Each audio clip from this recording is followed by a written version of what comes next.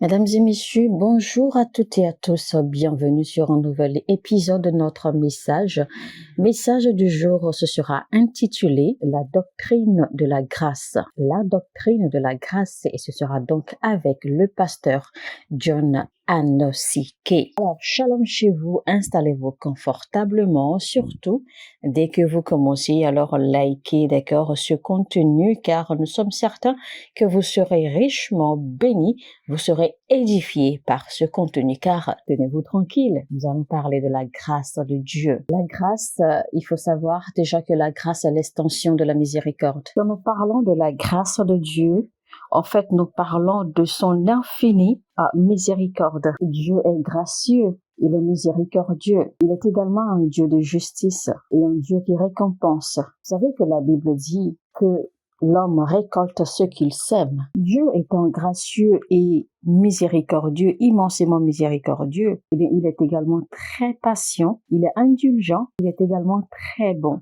et il est très très tolérant aussi. Ce sont donc là les attributs qui composent la grâce de Dieu. Vous savez qu'en réalité, il y a une conséquence pour toute action que l'on pose. Il existe une conséquence pour tout péché. Mais l'Éternel, par sa grâce, libère la miséricorde pour pallier aux conséquences. Donc, la grâce de Dieu nous offre l'opportunité d'avoir un nouveau départ, l'opportunité de nous corriger, de nous rattraper. Alors, ce que la grâce de Dieu fait, c'est que quand vous êtes dans le péché, alors la grâce de Dieu, en fait, vous confère une plateforme ou l'occasion, d'accord, de pouvoir éviter ou échapper aux conséquences de vos péchés ou de vos actes.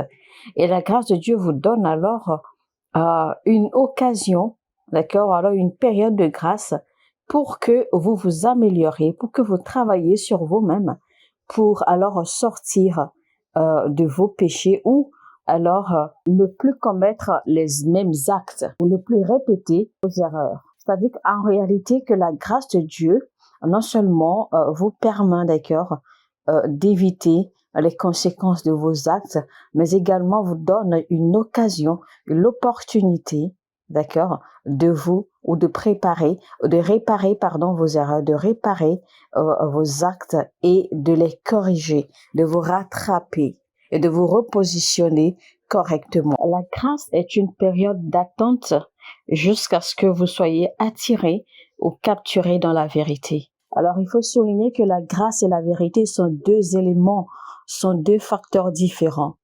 La grâce ne vous délivre pas, mais la vérité vous délivre. Alors, si nous capitalisons beaucoup plus, ou alors si nous nous concentrons beaucoup trop sur, ou alors simplement si nous nous concentrons seulement sur la grâce, eh bien, nous allons avoir une vie de cercle, une vie en rotation où nous risquons, d'accord, de ne jamais avoir accès aux promesses et à la vie que Dieu nous a réservée en Christ Jésus. Je vais essayer de faire un peu de lumière sur ce que c'est que véritablement la grâce ou en quoi la grâce consiste véritablement en utilisant l'exemple du peuple d'Israël. Vous savez, quand le peuple d'Israël, en fait, a été libéré, d'accord, du joug de Pharaon, de la domination de Pharaon, eh bien, ils ont été complètement rachetés par l'Éternel.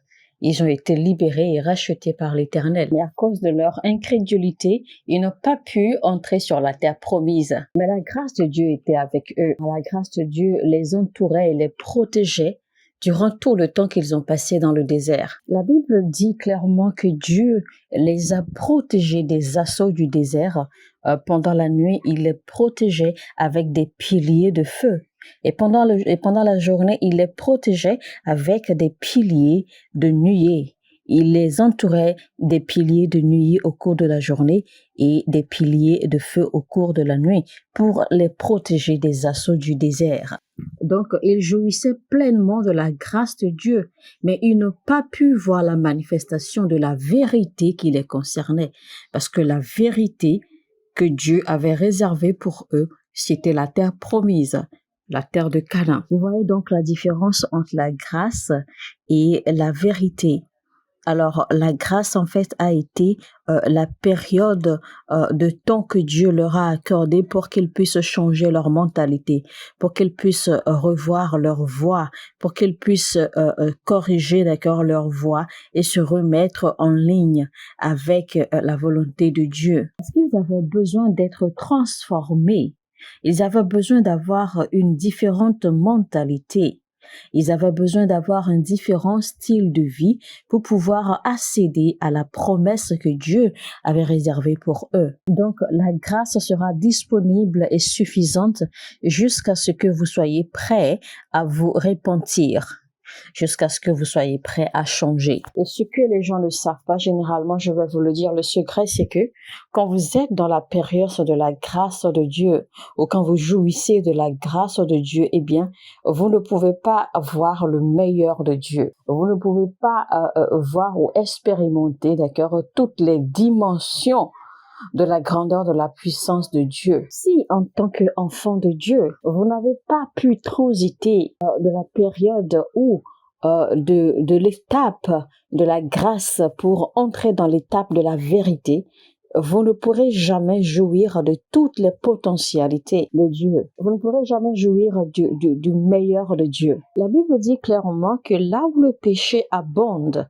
la grâce surabonde. Alors, la plénitude de la grâce se manifeste là où il y a le péché. En d'autres termes, la plénitude de la grâce se manifeste là où le péché abonde. Nous allons lire Romains chapitre 6 à partir du verset 1 qui dit « Que dirons-nous donc? Demeurerions-nous dans le péché afin que la grâce abonde? Loin de là. Nous qui sommes morts au péché, comment vivrons-nous encore dans le péché? Ignorez-vous que nous tous qui avons été baptisés en Jésus-Christ, c'est en sa mort que nous avions été baptisés. Nous avons donc été ensevelis avec lui par le baptême en sa mort, afin que, comme Christ est ressuscité des morts par la gloire du Père, de même nous aussi, nous marchions en nouveauté de vie. Alors, avec ce verset, on comprend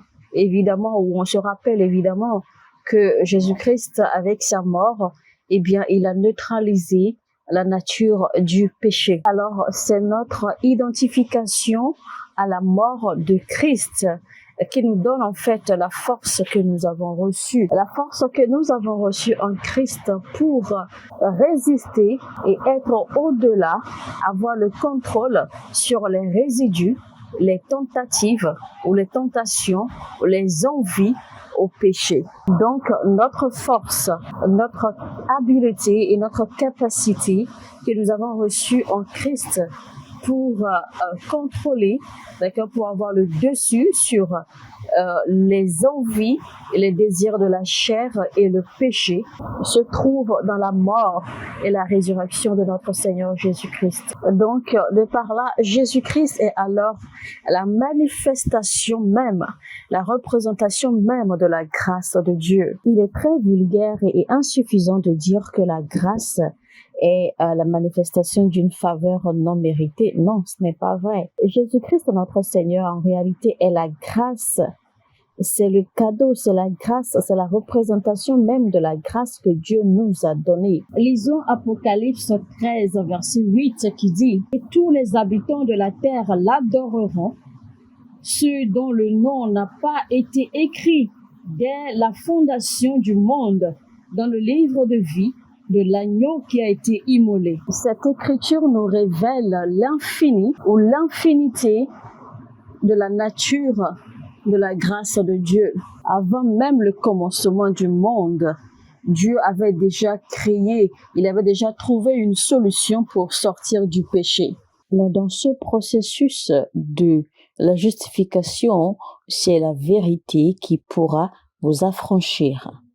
C'est la vérité qui pourra vous sanctifier. Alors, il faut retenir que la grâce justifie un individu, mais la vérité sanctifie ce dernier. C'est pour cela que Jésus-Christ a dit « Sanctifie-les par ta parole, car dans ta parole, il y a la vérité. » Car ta parole est la vérité. Alors, le ministère de Jésus est sur deux dimensions. Déjà, premièrement, Jésus-Christ vient à nous par la grâce pour nous justifier, la grâce qui nous justifie. Et ensuite, alors, il nous enseigne la vérité pour nous sanctifier afin de nous préparer à la gloire du Père. C'est pour cela que Paul a indiqué Dieu, ou Paul a appelé Dieu le Père de la gloire. Dieu savait pertinemment que l'homme qu'il était sur le point de créer et de mettre sur la terre aurait la tendance naturelle à sortir de sa volonté parfaite. Et donc pour cela, il avait déjà préparé la solution pour éviter le péché ou pour sortir du péché ou encore pour éviter de subir les conséquences du péché. Donc Jésus-Christ était déjà mort dans l'éternité avant de se manifester dans les temps présents ou dans les temps physiques. Et ça, c'est la grâce révélée même de Dieu. Ça veut donc dire que la rédemption avait déjà été conclue avant même que le monde ne commence. Et ça, c'est la grâce. Alors, partout où la grâce se trouve ou se manifeste, Jésus est présent. Donc, Christ est la révélation parfaite de la grâce de Dieu. Il n'y a donc pas de grâce sans Jésus-Christ. Comment vous senteriez-vous, par exemple, quelqu'un veuille recevoir une chose que vous possédez, mais que cette personne ne veuille rien avoir avec vous? Mais cette personne veut profiter de ce que vous possédez. Comment vous senteriez-vous? C'est à cela, en fait, que ressemble notre conception de la grâce aujourd'hui dans le corps du Christ. Nous voyons la grâce comme une faveur non méritée, mais nous ne sommes pas prêts à considérer les instructions ou les principes, mais nous ne portons aucune considération aux instructions et aux principes, ou encore nous refusons d'avoir une relation avec celui-là même qui est la grâce personnifiée de Dieu. Et pourtant, nous voulons jouir de cette grâce. Vous savez, l'amour, c'est de l'attraction, et personne n'offre de l'amour sans rien attendre en retour. Pensez-vous vraiment que Dieu aurait sacrifié son unique fils s'il n'avait rien à gagner en retour? Évidemment non, parce que Dieu avait en fait l'intention, de gagner, de racheter le monde entier, de ramener le monde à lui, de ramener ses enfants à lui, qu'il a dû sacrifier son unique fils, qu'il a fait cette démonstration d'amour à notre égard. L'amour attend patiemment jusqu'à ce qu'il ait quelque chose à recevoir en retour. L'amour est orienté par le profit. La grâce de Dieu est soutenue par son amour, par son habileté à tout endurer, et par son habileté à tolérer et à être indulgent. Toutes ces capacités de Dieu sont éternelles et Dieu est miséricordieux de façon éternelle aussi.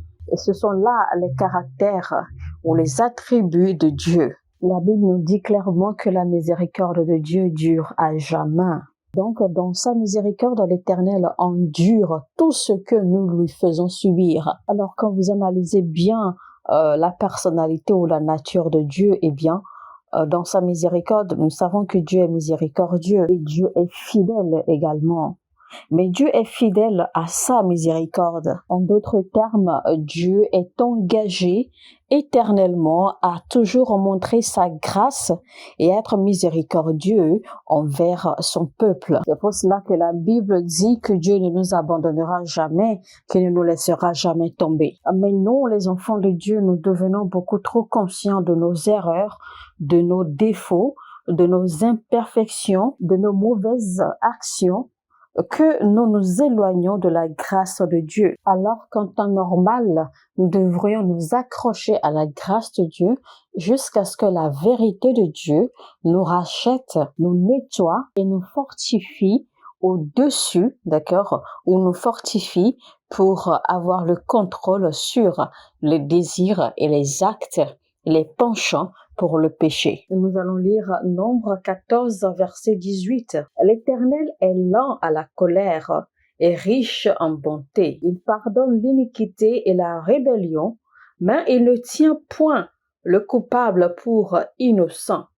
Et il punit l'iniquité des pères sur les enfants jusqu'à la 3e et la 4e génération. Alors, la lenteur de Dieu à la colère soutient la grâce de Dieu. Donc, le pilier qui soutient la grâce de Dieu, eh bien, c'est l'endurance de Dieu, c'est-à-dire la capacité de Dieu à tout endurer. Ensuite, sa miséricorde.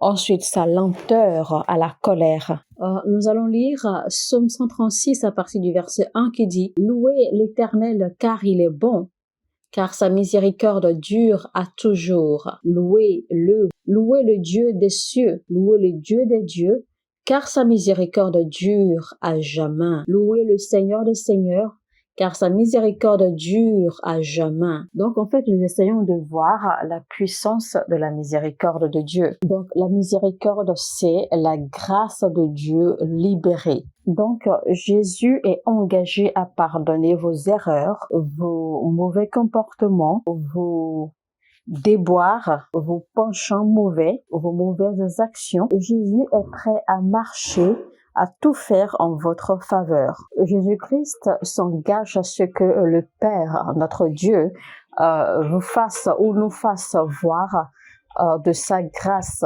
Jésus-Christ est engagé à ce que le Père nous fasse miséricorde parce qu'il est la représentation même de la grâce de Dieu.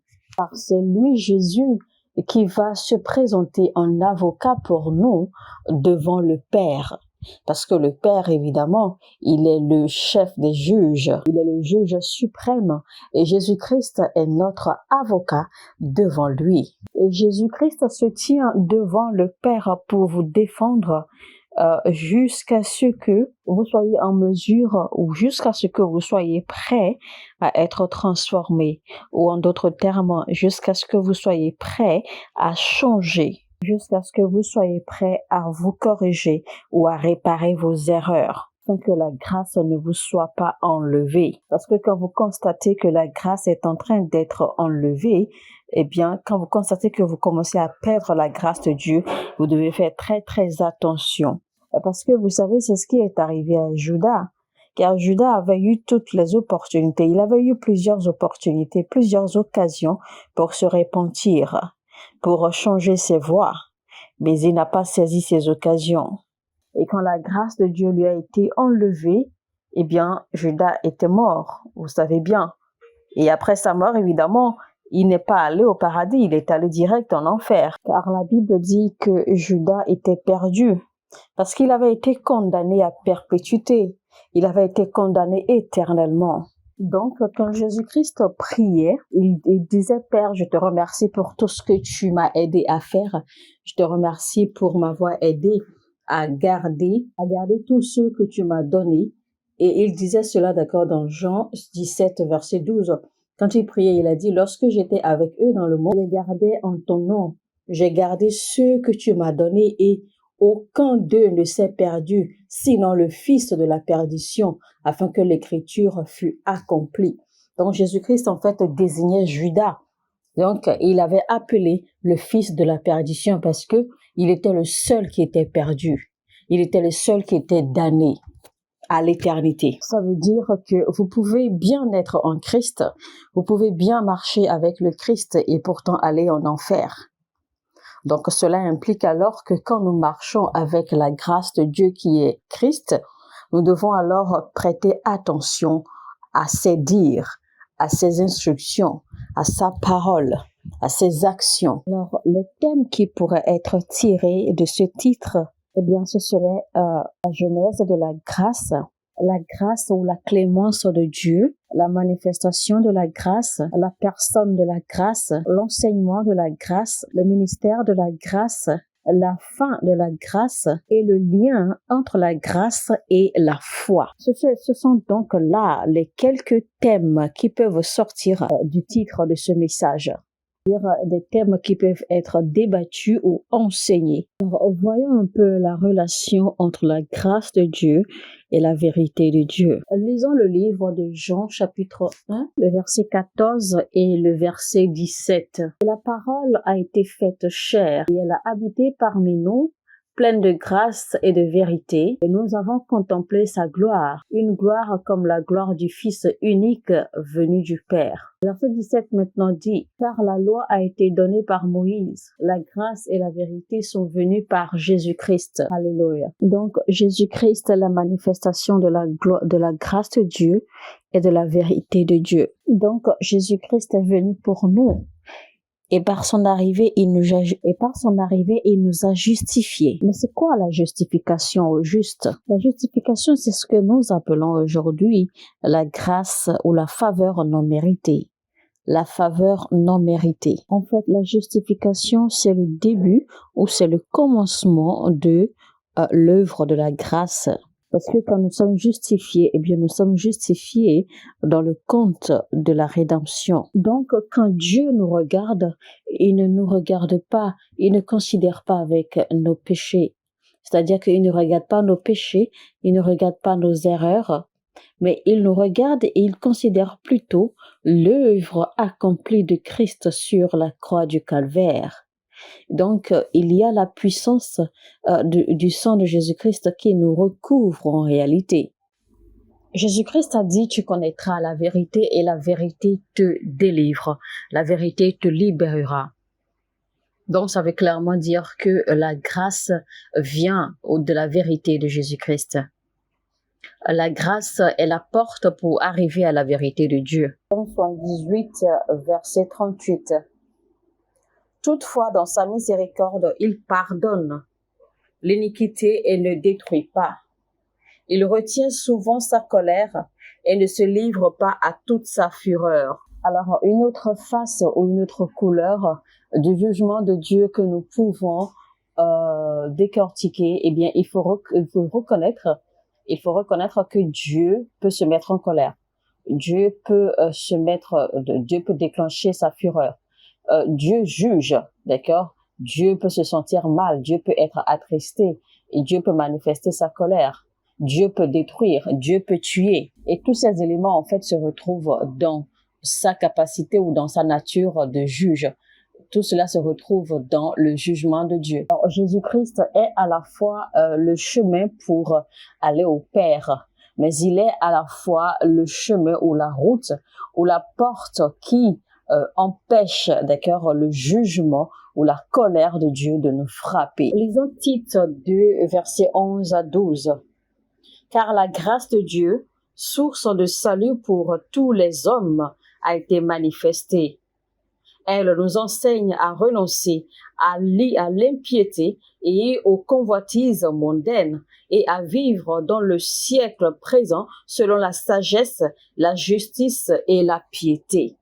Donc, de tous ces versets, on voit clairement que Jésus-Christ est la personne même de la grâce de Dieu. Jésus-Christ est la représentation de la grâce de Dieu. Donc, tous les hommes méritent la grâce de Dieu, que ce soit les chrétiens ou les païens ou même les criminels, tout le monde, tous les hommes méritent la grâce de Dieu.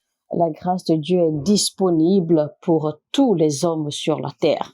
Il suffit d'implorer la grâce de Dieu. Et quand la grâce de Dieu se révèle, la miséricorde de Dieu se fait voir. Et quand la miséricorde de Dieu se fait voir, eh bien, vos péchés sont pardonnés. Vos fautes, vos erreurs sont pardonnées. Parce que Dieu se montre miséricordieux. Il se montre clément et gracieux à votre égard. Il faut donc frapper à la porte de la grâce pour déclencher la miséricorde de Dieu.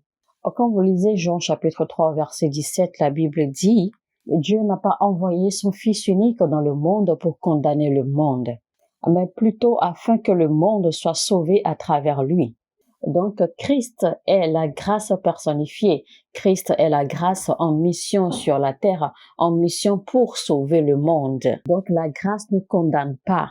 La grâce sauve. La grâce ouvre la porte de la miséricorde de Dieu pour pardonner les péchés des gens jusqu'à ce que la vérité de Dieu s'installe. Mesdames et messieurs, eh bien, nous venons à la fin de notre message, la doctrine de la grâce, première partie avec le pasteur John Anosike. Alors, si ce message vous a édifié, si vous avez apprécié, aimé ce message, n'hésitez surtout pas. Cliquez donc sur le bouton j'aime. Cliquez sur le bouton j'aime. et afin de notifier que vous avez vraiment apprécié ce message. Et surtout, partagez le lien au maximum autour de vous. Et si vous n'êtes pas encore abonné à cette chaîne, alors abonnez-vous et activez la cloche de notification afin de ne rater aucun de nos messages. Vous pouvez également nous laisser des commentaires dans la section des commentaires. Si vous avez des propositions, vous avez des suggestions, eh bien, soulignez-les dans la section des commentaires. Si vous avez également besoin de prières, n'hésitez surtout pas à nous contacter. Regardez simplement dans la description de ce message de cette vidéo. Vous allez voir nos différents contacts. N'hésitez pas à nous écrire si vous avez besoin d'orientation, vous avez besoin de conseils, vous avez besoin de consultation, etc. N'hésitez surtout pas. Vous avez des questions à poser, n'hésitez pas à poser vos questions dans la section des commentaires. Laissez vos commentaires, laissez vos suggestions, vos propositions, etc.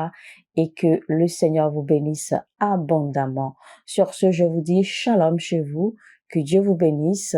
Mon heure a sonné et n'oubliez pas, votre heure a aussi sonné. Amen.